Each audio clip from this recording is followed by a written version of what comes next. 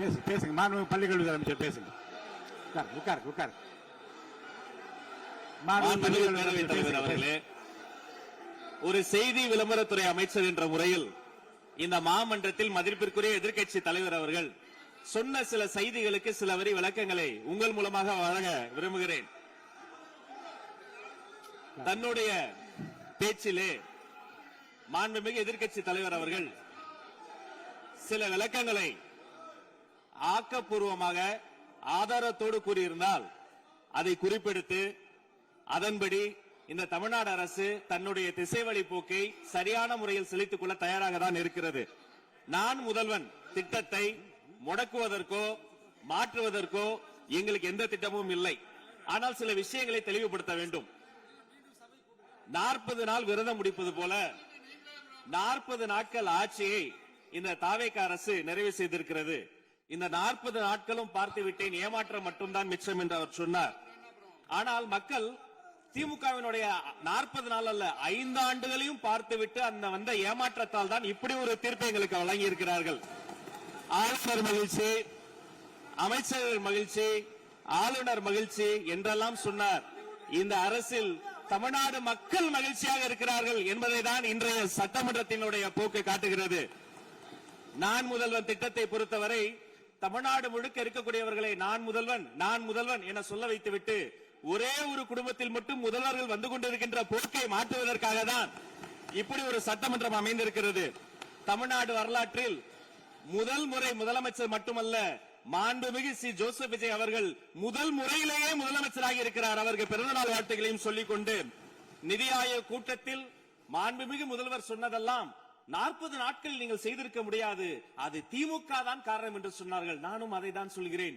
இன்று அவர் சொன்ன சட்டம் ஒழுங்கு, போதை பொருள் எல்லா பிரச்சனைக்கும் 5 ஆண்டு காலமாக அவர்கள் செய்த திமுக ஆட்சி தான் காரணமாக இருக்க முடியும் என்பதையும் சுட்டிக்காட்டிக் கொள்கிறேன். பள்ளி மாணவர்கள், ஒரு கல்வித்துறை அமைச்சர் நான், பள்ளி மாணவர்களினுடைய புத்தக பையிலே அன்றைய முதல்வர் ஸ்டாலின் படத்தை நாங்கள் போடவே இல்லையே என்று பெருமையாக சொன்னார். அப்புறம் ஏன் சார் லேப்டாப்ல மட்டும் அந்த படத்தை போட்டீங்க? நீங்க லேப்டாப்பில் போட்ட படத்தை எங்கள் மாணவர்கள் திண்ணர் வைத்து அழித்து விட்ட காட்சிகளும் சமூக வலைதளத்தில் பார்த்துக் கொண்டுதான் இருக்கிறோம்.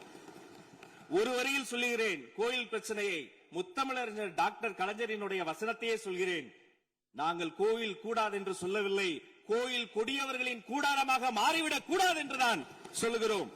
தூய்மை தொழிலாளர்களை இன்றே பார்த்து விட்டதாக முன்னாள் முதல்வர் பார்த்து விட்டதாக சொல்கிறார்கள்.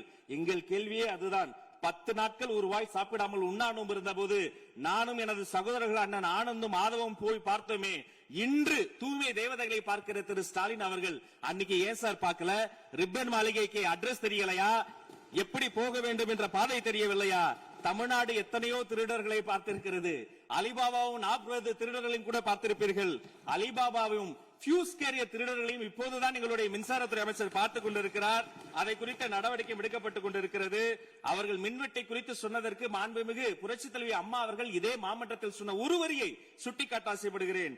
இந்த மாமன்றத்திலே தமிழ்நாட்டிற்கு மின்சார தடையை அறிமுகம் செய்த திமுக அதற்கு மின்சார தடையை பற்றி பேசுகிறது என்று அவர் கேட்டார். கலைஞர் வண்ண தொலைக்காட்சி கொடுத்தார்கள், அந்த நாட்களை பார்க்க முடியாது. கலைஞர் வண்ண தொலைக்காட்சி கரண்ட் இல்லாம கருப்பு வெள்ளையா பிளாக் அண்ட் ஒயிட்டாவே போன அந்த காலங்களை எல்லாம் மறந்துவிட்டு ஆதாரம் இல்லாமல் உண்மைக்கு புறமான செய்திகளை மாமன்றத்தில் அவர்கள் சொல்வதை இதோடு நிறுத்திக் கொள்ள வேண்டும். நேரலையை குறித்து கேட்டார்கள். எனக்கு ஆச்சரியமாக இருக்கிறது. 3 ஆண்டு காலமாக ஒரு தொழில்நுட்ப கோளாறாக அன்றைய சபாநாயகர் நேரலையை இருட்டடிப்பு செய்து விட்டார். ஆனால் இன்று மாண்புமிகு சபாநாயகர் நேரலையை கொடுத்துக் கொண்டிருக்கிறார். அவருக்கு எங்கள் சார்பாகவும் நன்றியை கூறிக்கொண்டு, விவசாயிகளை குறித்து இந்த மாமன்றத்தில் ஒன்று சொல்கிறேன். தமிழ்நாடு வரலாற்றிலேயே விவசாயிகளினுடைய சங்கத்தின் தலைவர்கள் மீது குண்டாஸ் போட்ட ஒரு சர்க்கார் திமுக சர்க்கார். ஆனால் அவர்கள் கண்ணீரை போக்க நாங்கள் போராடி கொண்டிருக்கிறோம். அரசு பள்ளிகளில் எந்த கட்சிக்காரர்களும், அது தாவேகா காரர்களாக இருந்தாலும் சரி, பள்ளி மாணவர்களை தொந்தரவு செய்யாதீர்கள் என்று சொன்னதோடு மட்டுமல்ல, பெருமையோடு சொல்கிறேன், எங்கள் கட்சியினுடைய ஒன்றிய செயலாளர் அரசு பள்ளியில் சென்று ரீல்ஸ் எடுத்ததற்காக நேற்றைய தினம் கட்சியை விட்டு நீக்கியிருக்கிறார் என்னுடைய பொதுச் செயலாளர். சட்டம் ஒழுங்கு பிரச்சனை பற்றி பேசுகிறவர்களுக்கு அண்ணா பல்கலைக்கழகம் நினைவுக்கு வரவில்லையா? அண்ணா நகரில் பெத்த பிள்ளைக்கு கொடுமை நடந்ததற்கு கம்ப்ளைண்ட் கொடுக்க வந்த அப்பா அம்மா மீதை அடித்து துன்புறுத்தியது நினைவுக்கு வரவில்லையா? யார் அந்த மேலிடம் என்று கேட்பவர்களுக்கு யார் அந்த சார் என்பது நினைவுக்கு வரவில்லையா என்பதை உங்கள் மூலமாக நான் கேட்டுக்கொள்கிறேன். இடையில் ஆங்கிலத்தில் ஒரு விஷயம் சொன்னார், to remain silent. I want to quote Walter. I may not agree with what you are saying, but I am ready to give my life to defend your right to say it. எதிர்க்கட்சிகளினுடைய கருத்துகளையும் அரவணைக்கக்கூடிய மாமனிதர் இந்த மன்றத்தில் முதல்வராக உட்கார்ந்து கொண்டிருக்கிறார். ஆக்கப்பூர்வமான விமர்சனங்களை சொல்வீர்கள் என்று பார்த்தால் திரும்ப அரசியல் விமர்சனங்களை மட்டுமே சொல்லிக் கொண்டிருக்கிறீர்கள். இந்த சோஃபா கதையை என்னைக்கு விட போகிறார்கள்? எங்கள் தலைவர் சினிமாவை விட்டாலும் அவர்கள் அட்லி என்கிறார்கள், புஷ்பா என்கிறார்கள், ஜுராசிக் பார்க் என்பார்கள் போல் இருக்கிறது. நான் ஒன்று சொல்லிக் கொள்கிறேன், அந்த சோஃபா அவர்கள் வாங்கியது, அவர்களினுடைய வசதி கருத்து வாங்கியது. மதிப்பிற்குரிய அண்ணன்களை நீங்கள் சிறுமைப்படுத்தக் கூடாது. ஆனால் ஒன்று உறுதி, எந்த காரணம் கொண்டும் பார்க்க வருகிற கூட்டணி தலைவர்களுக்கு மட்டும் பிளாஸ்டிக் சேர் போட்டதை போல சிறுமைப்படுத்தக்கூடிய கட்சி தமிழக வெற்றி கழகம் இல்லை என்பதையும் நேரத்தில் நான் தெரிவித்துக் கொள்கிறேன். சிங்க பெண்களை குறித்து அன்றே விரிவாக தெளிவாக அழகாக நான் கூறிவிட்டேன். சிங்க பெண்கள் இந்த நாட்டினுடைய தமிழ்நாடு அரசினுடைய பொக்கிஷம். அவர்களை குறித்து மீண்டும் மீண்டும் இப்படி சிறுமைப்படுத்தி பேசியதற்காக மாண்புமிகு பேரவைத் தலைவர்கள் அதை கண்டிக்க வேண்டும்.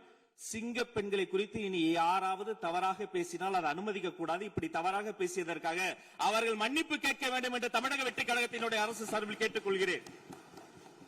வாக்குறுதிகளை பற்றியெல்லாம் பேசினார்கள். பொதுவாக வாக்குறுதிகள் சர்வதேச அளவில் பொலிட்டிக்கல் பினாமினல் எப்படி உருவாகிறது?